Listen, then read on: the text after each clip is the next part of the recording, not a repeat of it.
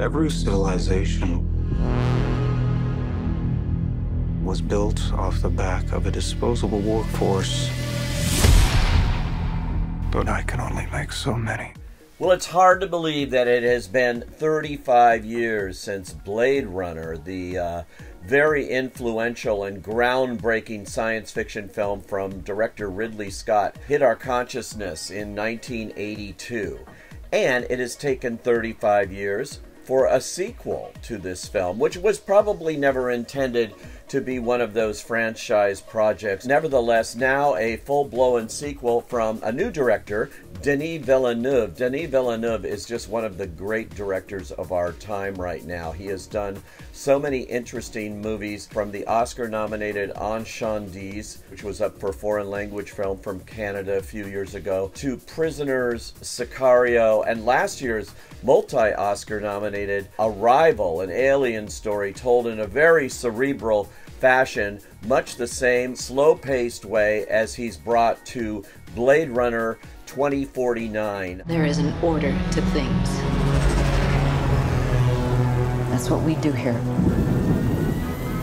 We keep order.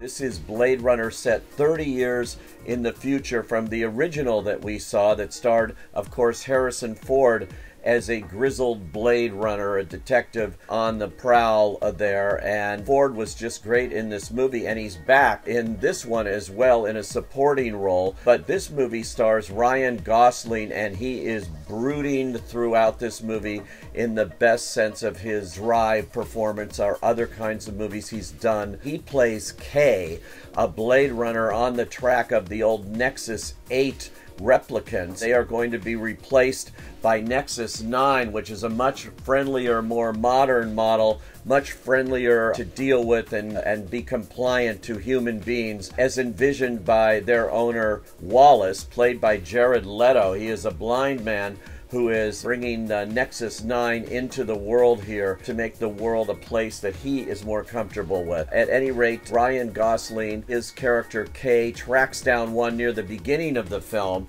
and that is one of the most brutal fights I've seen on film in a long time. Wow.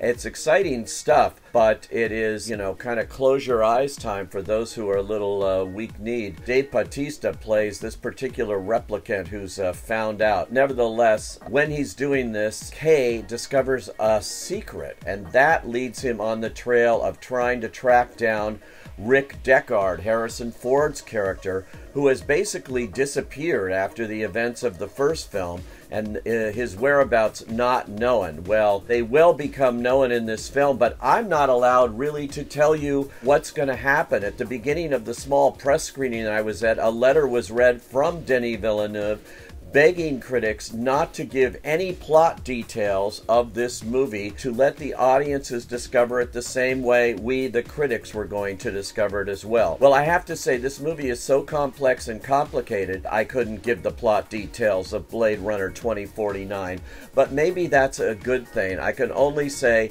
it is a detective mystery, one that plays out at its very, very leisurely pace of 2 hours and 44 minutes. Way too long, in my opinion. It needs to be tightened, and maybe it will someday. Villeneuve knows how to fill the screen for all of that time, there's no question, thanks to a great production designer, Dennis Gassner, who's created a very different version than the Blade Runner of Ridley Scott. And also, of course, the great cinematographer Roger Deakins, who has been nominated so many times for Oscars and never won. This could be the time he gets it. This is certainly one of the most visually arresting movies of the year. I covered my tracks, scrambled the records. We were being hunted. By who? The cast is very fine right down the line, and mostly women, interestingly enough, in key roles. There is Kay's companion, Joy. She is a Nexus 9, and she's played by Ana de Armas. There is his boss, the no-nonsense Joshi, played by Robin Wright.